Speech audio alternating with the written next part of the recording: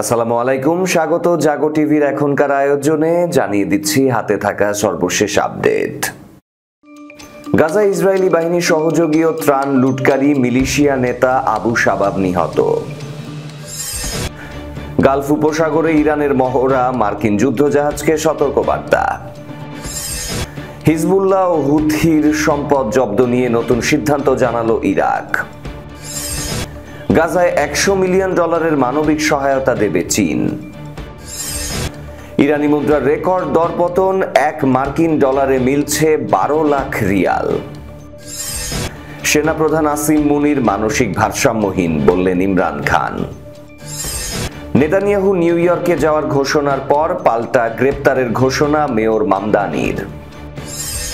বাবরি মসজিদ নির্মাণের ডাক, তৃণমূল কংগ্রেসের সেই নেতাকে বহিষ্কার। শিরোনাম শুনছিলেন, এবার জানাবো পুরো খবর। গাজা ইসরায়েলি বাহিনীর সহযোগী ও ত্রাণ লুটকারী মিলিশিয়া নেতা আবু শাবাব নিহত হয়েছে।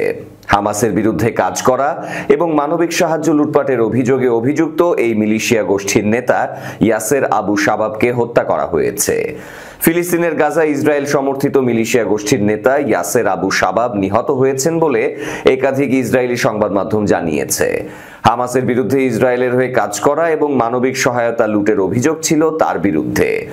ইসরায়েলের চ্যানেল 14 প্রথম আবু শাবাবের নিহতের খবর প্রকাশ করে, যদিও বিস্তারিত কিছু জানায়নি। চ্যানেল 12 জানায় আবু শাবাব গাজার কিছু গোত্রের সাথে সংঘর্ষে নিহত হন এবং পরে দক্ষিণ ইসরায়েলের সোরোকা মেডিকেল সেন্টারে তাকে মৃত ঘোষণা করা হয়। গাজায় ফিলিস্তিনিদের বিরুদ্ধে ইসরায়েলের যুদ্ধের সময় আবু শাবাব কুখ্যাত ব্যক্তিতে পরিণত হন। তার নেতৃত্বাধীন গোষ্ঠী পপুলার ফোর্সেসের বিরুদ্ধে অভিযোগ, ইসরায়েল যে অল্প পরিমাণে মানবিক সহায়তা গাজায় ঢুকতে দিত সেটিও তারা লুট করত। ইসরায়েলি কর্মকর্তারা জানিয়েছিল গাজায় কিছু সশস্ত্র গোষ্ঠীর সঙ্গে যে তারা কাজ করেছে, এর মধ্যে আবু শাবাবের দলও ছিল। তেল আভিভের লক্ষ্য ছিল গাজায় হামাস বিরোধী সশস্ত্র শক্তি তৈরি করা। বৃহস্পতিবার গাজা সিটি থেকে আল জাজিরার প্রতিনিধি হানি মাহমুদ জানান, আবু শাবাব ও তার দল গাজায় কুখ্যাত ছিল মাদক ব্যবসা এবং ত্রাণ লুটে জড়িত থাকার অভিযোগে। তাদের বিরুদ্ধে অভিযোগ ছিল ইচ্ছাকৃতভাবে ত্রাণবাহী ট্রাকগুলোকে উত্তর গাজায় ঢুকতে বাধা দিত, যেখানে বাস্তুচ্যুত পরিবারগুলো দুর্ভিক্ষ ও অনাহারের মুখে পড়েছিল। আবু শাবাবের নিহতের ঘটনায় তার দল বা ইসরায়েলি কর্তৃপক্ষের পক্ষ থেকে কোনো আনুষ্ঠানিক মন্তব্য পাওয়া যায়নি, তথ্যসূত্র জানিয়েছে আল জাজিরা। গালফ উপসাগরে ইরানের মহড়া, মার্কিন যুদ্ধজাহাজকে সতর্কবার্তা। ইরানের Islamic Revolutionary Guard Corps IRGC Gulf উপসাগরীয় অঞ্চলে নতুন করে নৌ মহড়া শুরু করেছে। বৃহস্পতিবার আনুষ্ঠানিক এই মহড়ার মাধ্যমে মার্কিন যুদ্ধজাহাজগুলিকে সরাসরি সতর্কবার্তা পাঠানো হয়েছে।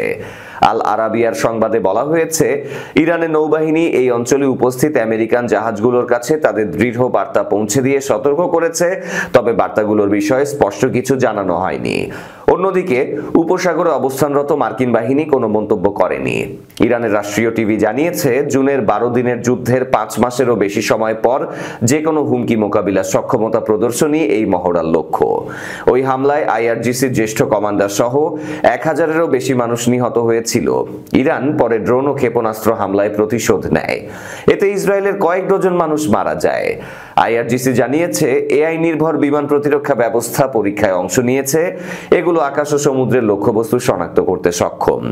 হরমুজ প্রণালীর নিরাপত্তা ইরানের রেড লাইন বলে মন্তব্য করেছেন IRGCর deputy commander in chief Ali Fadavi. তিনি যুক্তরাষ্ট্র ও ইসরায়েলকে বিশ্বের অস্থিতিশীলতার কারণ হিসেবে অভিযুক্ত করেন।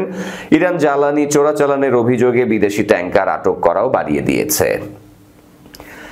হিজবুল্লাহ ও হুথির সম্পদ জব্দ নিয়ে নতুন সিদ্ধান্ত জানালো ইরাক। ভুলবশত লেবানন ও ইয়েমেনের ইরান সমর্থিত সশস্ত্র গোষ্ঠী হিজবুল্লাহ ও হুথির সম্পদ জব্দের তালিকায় অন্তর্ভুক্ত করার ঘটনার পর সেই সিদ্ধান্ত থেকে পিছু হটেছে ইরাক। বৃহস্পতিবার দেশটির কর্মকর্তারা জানান, ইরান সমর্থিত এই গোষ্ঠী দুটিকে তালিকা থেকে বাদ দেওয়া হবে। রয়টার্সের প্রতিবেদন বলছে, গত মাসে ইরাকের বিচার মন্ত্রণালয়ের সরকারি গেজেট এমন সব গোষ্ঠী ও সত্তার একটি তালিকা প্রকাশ করেছিল যাদের তহবিল ব্লক বা জব্দ করা হবে। সেই তালিকায় হিজবুল্লাহ বা হুথির নাম উল্লেখ করা হয়। এই সিদ্ধান্ত বাস্তবায়ন হলে ওয়াশিংটন স্বাগত জানাতো এবং একই সঙ্গে তেহরানের ওপর চাপ আরো বাড়াতো। রয়টার্সকে দুটি ব্যাংক সূত্র জানিয়েছে, কেন্দ্রীয় ব্যাংকের ভারপ্রাপ্ত ডেপুটি গভর্নরের পাঠানো এক চিঠিতে সন্ত্রাসীদের তহবিল জব্দ সংক্রান্ত কমিটিকে হিজবুল্লাহ ও হুথির নাম সংবলিত ধারাটি তালিকা থেকে মুছে ফেলার নির্দেশ দেওয়া হয়েছে। মালয়েশিয়ার অনুরোধের জবাবে ইরাকের প্রধানমন্ত্রী মোহাম্মদ শিয়া আল সুদানি বলেন, ইরাক কেবল ইসলামিক স্টেট ও আল কায়দার সাথে সম্পৃক্ত ব্যক্তি ও সংস্থার সম্পদ জব্দের অনুমোদন দিয়েছে। তিনি জানান, এই ভুলের জন্য দায়িত্বশীলদের জবাবদিহি নিশ্চিত করতে জরুরি তদন্তের নির্দেশ দেওয়া হয়েছে। সুদানি আরো বলেন, লেবানন বা ফিলিস্তিনে আমাদের জনগণের উপর আগ্রাসন সম্পর্কে ইরাকের রাজনৈতিক ও মানবাধিকার অবস্থান নীতিগত এবং অতিরঞ্জিত নয়। এই ঘটনায় কড়া প্রতিক্রিয়া জানিয়েছেন ইরাকের কাতায়েব হিজবুল্লাহ সংশ্লিষ্ট একটি জোটের প্রতিনিধিত্বকারী আইন প্রণেতা হুসেইন মুয়ানেস। তিনি সরকারের আচরণকে দায়িত্বজ্ঞানহীন বলে আখ্যা দেন এবং অভিযোগ করেন, সরকার এখন একটি অধস্তন কর্তৃপক্ষে পরিণত হয়েছে, যারা জনগণের প্রতিনিধিত্ব করার বা ইরাকের সার্বভৌমত্ব রক্ষা করার মতো মর্যাদাতে নেই। গাজায় $100 মিলিয়ন মানবিক সহায়তা দেবে চীন। 2 বছর ধরে দখলদার ইসরায়েলের অবিরত হামলায় বিধ্বস্ত গাজা উপত্যকায় মানবিক সংকট নিরসন এবং পুনর্গঠন প্রচেষ্টায় সহায়তায় $100 মিলিয়ন সহায়তা দেওয়ার ঘোষণা দিয়েছেন চীনা প্রেসিডেন্ট শি জিনপিং। বৃহস্পতিবার বেইজিংয়ে ফ্রান্সের প্রেসিডেন্ট ইমানুয়েল ম্যাক্রনের সাথে বৈঠকের পর এক যৌথ সংবাদ সম্মেলনে এই ঘোষণা দিয়েছেন শি। এ সময় চীনা প্রেসিডেন্ট শি ম্যাক্রোকে বলেন, চীন গাজায় শান্তি প্রতিষ্ঠায় প্রতিশ্রুতিবদ্ধ। এর আগে আগামী 3 বছরের জন্য এপ্রিলে 1.6 বিলিয়ন ইউরো সহায়তার ঘোষণা দিয়েছে ইউরোপীয় ইউনিয়ন। প্রসঙ্গত, 2 বছরের বেশি সময় গাজায় বর্বরতা চালিয়ে উপত্যকাটিতে বসবাসের অনুপযোগী করে তুলেছে ইসরায়েল।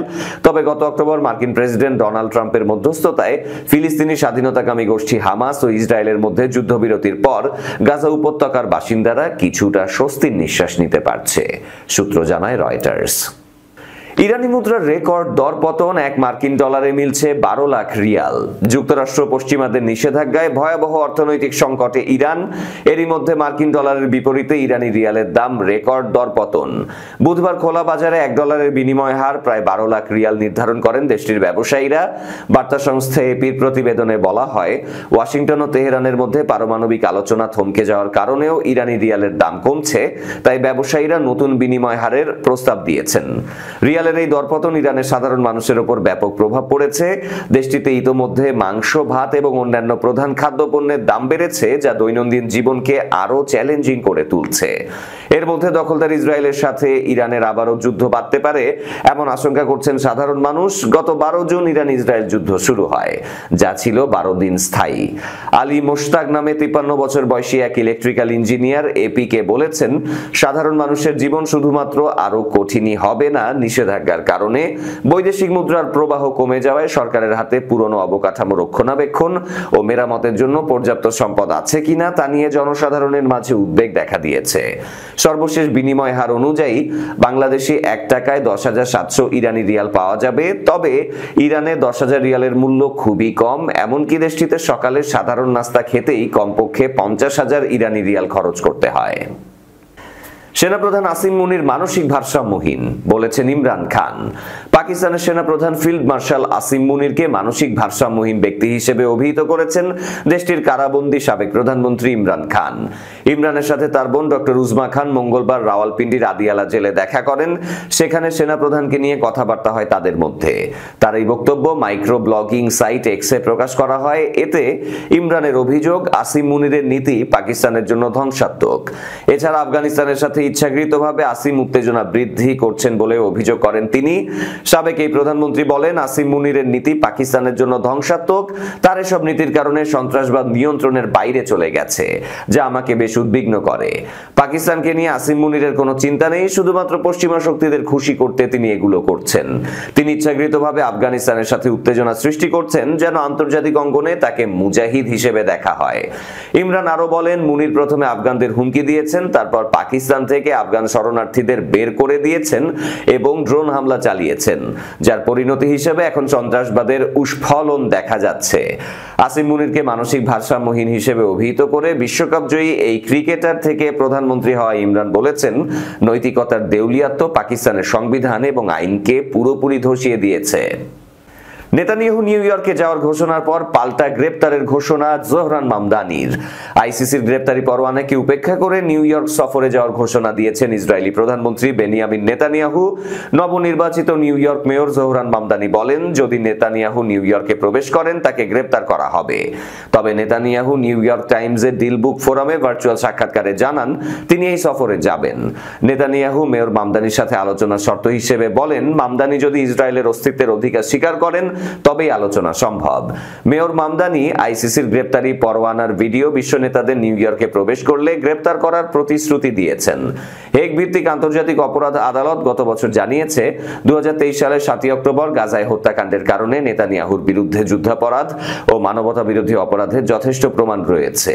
তবে ইসরায়েল এই অভিযোগ অস্বীকার করেছে। মেয়র মামদানির ঘোষণার পরও নেতানিয়াহুর গ্রেপ্তার কার্যত অসম্ভব বলে মনে করা হচ্ছে, কারণ নেতানিয়াহুর বিরুদ্ধে অভিযোগ থাকলেও যুক্তরাষ্ট্রের প্রেসিডেন্ট ডোনাল্ড ট্রাম্পও ইসরায়েলের পক্ষ নিয়েছিলেন এবং আইসিসি বিচারক ও প্রসিকিউটরদের ওপর নিষেধাজ্ঞা আরোপ করেছিলেন। ভারতে নতুন করে বাবরি মসজিদ নির্মাণের ডাক দেয়া হুমায়ুন কবিরকে দল থেকে বহিষ্কার করেছে মমতা বন্দ্যোপাধ্যায়ের তৃণমূল কংগ্রেস। বৃহস্পতিবার সংবাদ সম্মেলন করে মুর্শিদাবাদ জেলার ভরতপুরের বিধায়ক হুমায়ুন কবিরকে বহিষ্কারের বিষয়টি ঘোষণা করেন কলকাতার মেয়র ও মন্ত্রী ফিরহাদ হাকিম। তিনি জানান, হুমায়ুনের সাথে কোনো রকম সম্পর্ক রাখবে না দল। সম্প্রতি বাবরি মসজিদ নির্মাণের ঘোষণা এবং এই ইস্যুতে দলের মতামতকে প্রাধান্য না দিয়ে পুলিশ প্রশাসনকে নিশানা করে সবচেয়ে বড় বিতর্কে জড়িয়ে পড়েন হুমায়ুন কবির। এই ঘটনায় নিজের দল তৃণমূল কংগ্রেসের মধ্যেই কিছুটা কোণঠাসা হয়ে পড়েন তিনি, যদিও বাবরি মসজিদ নির্মাণের ব্যাপারে অটল তিনি। সম্প্রতি গণমাধ্যমের সামনে হুমায়ুন কবির জানিয়েছিলেন, চলতি বছরের 6 ডিসেম্বর পশ্চিমবঙ্গের বেলডাঙ্গায় বাবরি মসজিদের ভিত্তিপ্রস্তর নির্মাণ করা সম্ভব হবে। মসজিদটি সম্পূর্ণ হতে সময় লাগবে 3 বছর। ওই অনুষ্ঠানে প্রায় 2 লাখ মানুষ ও 400 জন বিশিষ্ট ব্যক্তি উপস্থিত থাকবেন। এর আগে 2024 সালের 12 ডিসেম্বরেও রাজ্য বিধানসভার বাইরে দাঁড়িয়ে বাবরি মসজিদ নির্মাণের প্রতিশ্রুতি দিয়েছিলেন তিনি। এবারই প্রথম নয়, বিভিন্ন সময় নিজের দলের বিরুদ্ধে গিয়ে প্রশাসনের বিরুদ্ধে মন্তব্য করার অভিযোগ উঠেছিল এই বিধায়কের বিরুদ্ধে। দলের পক্ষ থেকে সতর্ক করা হয়েছিল, কিন্তু বদলাননি তিনি। সংবাদ সম্মেলনে ফিরহাদ হাকিম বলেন, বাবরি মসজিদ করার কথা বলে বাবরি ধ্বংসের স্মৃতি উস্কে দিতে চাইছেন কবির। আমরা মনে করি এর পেছনে বিজেপি। ওরা হুমায়ুনকে সামনে রেখে হিন্দু মুসলিম বিভাজনের রাজনীতি করছে। ফিরহাদ আরো বলেন, কেউ কোথায় নিজের অর্থে মসজিদ করলে করতেই পারেন, কিন্তু দলের বিধায়ক সংহতি দিবসের তারিখটাকেই বেছে নিলেন শিলান্যাসের জন্য কেন? ফিরহাদের দাবি, হুমায়ুন বাংলায় দাঙ্গা পরিস্থিতি তৈরির চেষ্টা করছেন। যদিও দলের সিদ্ধান্তকে গুরুত্ব দিতে নারাজ হুমায়ুন। বহিষ্কারের সিদ্ধান্তের কথা জানা মাত্রই আগামী 22 ডিসেম্বরেই নতুন দলের ঘোষণা দেন তিনি। এরই সাথে শেষ করব জাগো টিভির এখনকার আয়োজন। শেষ করার আগে শিরোনামগুলো আরো একবার। গাজায় ইসরায়েলি বাহিনীর সহযোগী ও ত্রাণ লুটকারী মিলিশিয়া নেতা আবু শাবাব নিহত। গালফ উপসাগরে ইরানের মহড়া, মার্কিন যুদ্ধজাহাজকে সতর্কবার্তা। হিজবুল্লাহ ও হুথির সম্পদ জব্দ নিয়ে নতুন সিদ্ধান্ত জানালো ইরাক। গাজায় $100 মিলিয়ন মানবিক সহায়তা দেবে চীন। ইরানি মুদ্রার রেকর্ড দরপতন, 1 মার্কিন ডলারে মিলছে 12 লাখ রিয়াল। সেনাপ্রধান আসিম মুনির মানসিক ভারসাম্যহীন বললেন ইমরান খান। নেতানিয়াহু নিউ ইয়র্কে যাওয়ার ঘোষণার পর পাল্টা গ্রেপ্তারের ঘোষণা মেয়র মামদানির। বাবরি মসজিদ নির্মাণের ডাক, তৃণমূল কংগ্রেসের সেই নেতাকে বহিষ্কার। এই ছিল আজকে জাগো টিভিতে। ধন্যবাদ আমাদের সাথে থাকার জন্য। আল্লাহ হাফেজ।